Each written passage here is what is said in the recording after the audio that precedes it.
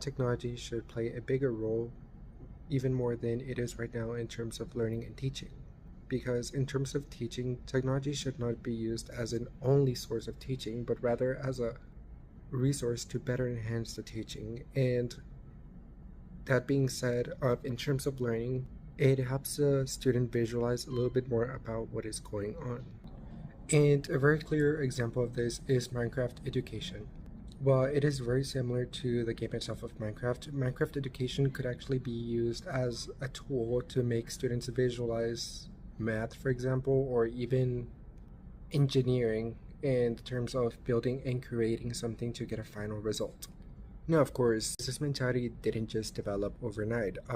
This actually developed throughout the whole course of the semester because at first, whenever I first started, I used to think that the tablets given to kids were probably just a distraction. However, after taking this course, it kind of went developing into okay, so I could actually use technology for this, or I could use technology for that.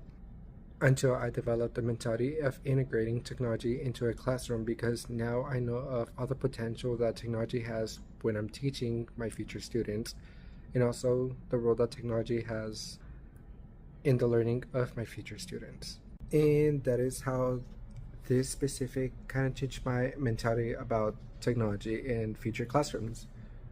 Because whenever we think about technology, we mostly refer to giving them a tablet, giving them a screen, or giving them a simple robot. That is all part of technology.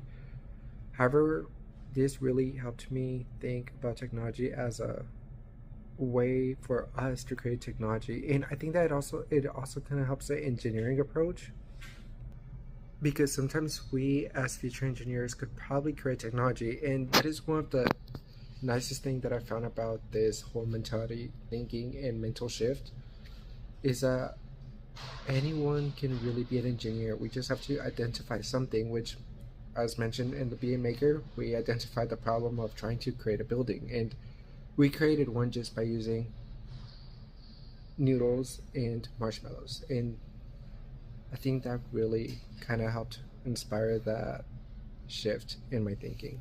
Now, two lessons that I will probably incorporate into my future classrooms are the copyright lesson. I think that is super important to think about because as kids, we never really thought about what's going on behind the scene of whenever we were watching the Magic School Bus, for example, Bill Nye the Science Guy, or whenever we were being read a book. And now as teachers, I think that it is important that we start looking and taking those things into consideration because we also need to give credit to the author. And I think that is something that really that I learned something about and that I will definitely be thinking about as I go into my future teaching. In the second lesson is whenever we are teaching about the right technology in the right places, and I think that is a very main one that we really have to focus on.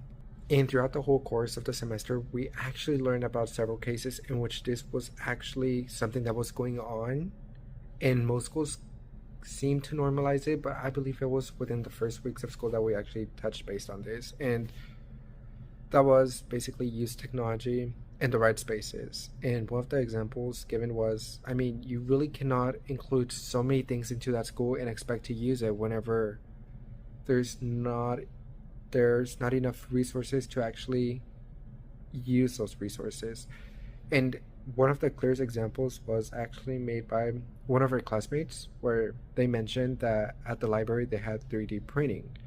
Now we did mention that it would probably be more beneficial to print out like stuff that would actually be beneficial to their learning or just learning about those things, rather than just using them to print out little toys and stuff that they really won't think about. And that is why I think that if I do get a 3D printer, for example, I will actually want children to explore around with that and actually make something that is useful, because then again, I mean, I do come from an engineering background, and I kind of think that everyone can be an engineer. And I think that by using technology, we could actually apply the engineering process, the creative process, into learning, hence kind of making or ensuring that students kind of properly get that hands-on experience. And that is where technology comes in to practice, because as I mentioned before, learning with technology is super beneficial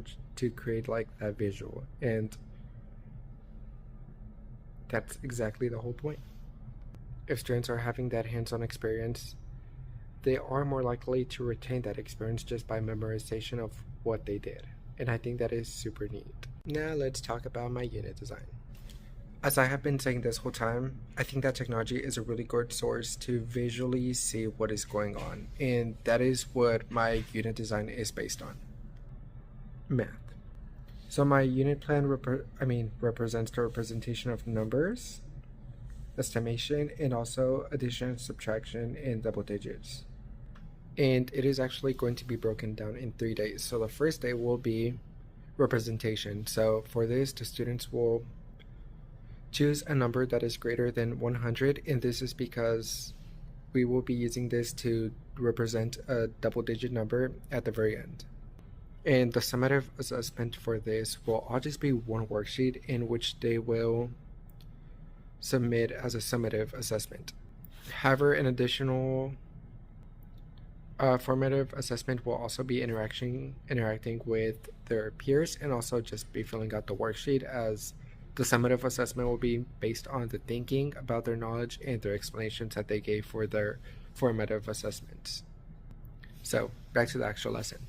So the students are going to select a number that is greater than 100, and they are to write down that number on their worksheet. And it'll be followed by some background knowledge about number representing, such as what is number 10? How can we represent number 10? Just going based on little examples. And then that's when we finally announce as the teachers that we are going to be using Minecraft Education. Because as I mentioned previously, we are integrating technology not as an actual distraction or as a game, but we are teaching that we could actually use technology for learning. And I think that is one of the great things that Minecraft Education does, and it just kind of limits it to what the students can do, which is learn, but in a very experience like mode, I would say. So yes, they are to build a structure with the number that they chose. And I mean, sure, there'll be like guided questions, like, I mean, you could probably go over 300 blocks or simple stuff like that, which I think will really be helpful because they are creating a structure at the very end of the day. Figurative language, not necessarily at the end of the day. But anyhow, they are representing the number that they chose, and they have to stick with that number. They could either modify the building to fit in those blocks and make it look perfect, I would say. And I would give them like a couple of minutes and then, go back to an exit ticket. And that is how we end the first day. Now, the second day will be about estimation. Now, I think that this part really doesn't include technology as much, but we'll start out by the worksheet. We'll have like some problems. We'll estimate, and we'll kind of get the answers based on like digits, adding, subtracting, and a little bit of background knowledge. But the point is not necessarily to get the right answer. We are just estimating, which I think that if children kind of think about it without actually encouraging them to get the right answer, I think that we are kind of helping them, their mentality kind of think about it. They will want to get the right answer, which I think that is amazing. But also we have to tell them that sometimes it's okay to not get the right answer. And in doing this, I also think that it's the perfect way to kind of make students realize that it's okay to be wrong sometimes, because sometimes being wrong is the right answer. And we'll do some activities regarding estimating. And then to kind of end the lesson, I will include the technology approach about Minecraft Education, which we were doing the previous day. So I'll give them like a fixed scenario, such as like the wind came. It's a second grade lesson, so like the wind came and blew off 40 blocks. That's what is on the lesson plan. And the students have to kind of estimate their total representation, and they have to kind of like guess like how many blocks it took away, but not like with the actual answer. And then they have to get onto the Minecraft tab and just kind of take off 40 blocks. However, they do have to explain why they think that is the right answer, because again, we're encouraging the thinking process. even if it's not entirely correct, which that is the whole point. And then again, like any other lesson, we end with a little exit ticket to kind of see like where we are at with the learning. And that is also part of the formative assessments. And then there is going to be a third and final day for this lesson plan, which is going to be the addition, which is addition subtraction. So with this, we're going to go over like a few problems from the worksheet, again, because that is the summative assessment. And from there, we are going to open the actual game, and they're going to figure out how many numbers, what is the actual answer based on the blocks. And this is where Minecraft comes in as a really good visual, because yes, they could use blocks, but we could also use that technological approach, because at home they might not always have blocks, but they probably might have the Minecraft game. Anyhow, so they go back to the game, then they have to actually get the answer. They could either do this by doing it in an inverse operation, which is filling it in with the missing blocks and seeing like how many numbers actually used, which it's 40. Addition and subtraction day. Now for this day, we're going to go over a little bit of problems, and also how can we also turn them into inverse operations, such as how can we turn 2 plus 3 into basically an inverse operation, which is a subtraction problem, and how we can turn an addition problem into a subtraction problem. And then they'll also get some time to work on some of their problems alone as well on the worksheet, because again, that is part of the summative assessment. And then from there, we are going to open up the Minecraft app, and that is where the whole guessing thing kind of starts to take a little bit of form. So we first made a guess about what the remaining number would be, how many blocks it would have left. However, this time they actually have to go and count, and that is where Minecraft education becomes so wonderful with learning math, because it turns a game into a visual experience for math instead of using regular blocks. And that is basically it. They have to tell me the answer based on the blocks that they have remaining, which they do have to go and count them one by one, but similar to using counting blocks. However, there is one extra part to this. They are going to be building the structure that they had built in the first place, using different blocks to kind of represent that they are different. They are not from the original structure, but different. And they could actually use as many blocks as they want, so they could actually go all creative, just as long as they don't use the same blocks that they previously used. And this is where the next part whole thinking comes in, because they have to get the remainder of blocks. That's part 1, plus part 2, the added blocks. And then that equals how many blocks. So they actually have to go and kind of just think about like how many blocks, or probably count, use them as a visual to come up with the answer. And again, I end with a little exit ticket once we have kind of conclude the activity. And what they turn in, that worksheet that they've been working on for 3 days, that is going to be turned in as a summative assessment for the 3 days. And that is my unit lesson.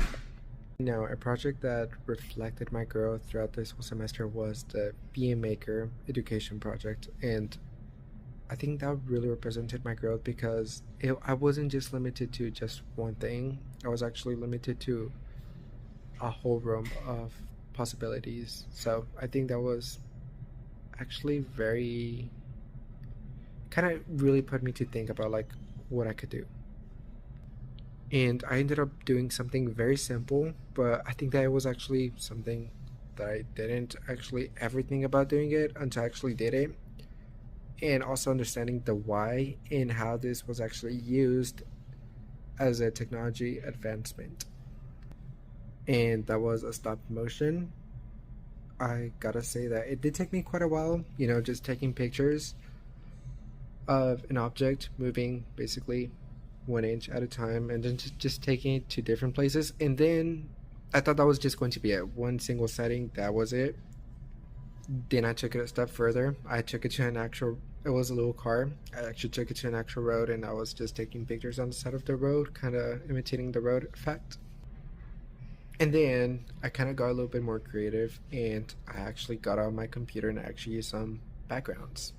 And I think that reflected the whole Be a Maker project because it kind of created the thinking that you could actually go far more than what you're actually thinking of. Because at first, as I mentioned, it was just going to be a one setting. Then it turned into a different setting. Then it used into integrating basically a virtual reality, since it was a virtual reality, into the final project to come out with a better outcome than what I had originally planned before. Which I was really proud of this assignment because it just reflected creativity and how stop motion could actually be used, and how an image or a movie is nothing more than just fast-paced images. And this project really sticks out, and it really aligns with my future goals because it taught me that there is really no one way to do it. You can actually think outside of the box, and it aligns with my future goals because I don't want students to just think about one thing. I want them to kind of go outside of the box. I want them to actually think about the process of how the stuff goes rather than just sticking to this is how the teacher taught it and this is why it should be like that. Because as I mentioned, it started out with a simple idea that turned into another idea, that turned into a whole idea, that turned into a whole project. And that is what I want students to think about. Like, don't limit yourselves to just one way of thinking. Think about how you could actually improve it, and think about how you could actually do a better design. And that is where technology comes in with learning. Because with technology, you have so many different possibilities of ways to create it. Because, as mentioned, with Minecraft Education, you're able to think about addition, you're able to think about area when teaching about math, and you could even learn how to, I would say, write, because there are some things in Minecraft Education that you could use for these things. And I think I probably talked about math a little bit more than other subjects, but let's take, for example, geography or history. Around the second grade level, we have to start teaching about landmarks. And sometimes by just showing the kids an image or a video, they're probably not going to get the full gist of what the landmark is. And that is where we have to think about it outside of the box. Because, for example, if we take a meta quest, we could actually take kids into a virtual field trip, which we wouldn't have been able to take them otherwise because we simply cannot. And we could actually think about like ways, or we could understand the history of, for example, a Statue of Liberty, why some certain things are like that. And children could actually explore around the Statue of Liberty and just think about like the different structural designs. And that is something that I never really would have thought about had I not taken this course. And overall, that is how my thinking has changed drastically, from going from the technology as a distraction approach to just saying that technology should actually be integrated, not as a distraction, but as an actual tool, as an additional tool, because you can't just rely on technology, of course, but you can use it to enhance the teaching and the learning of students.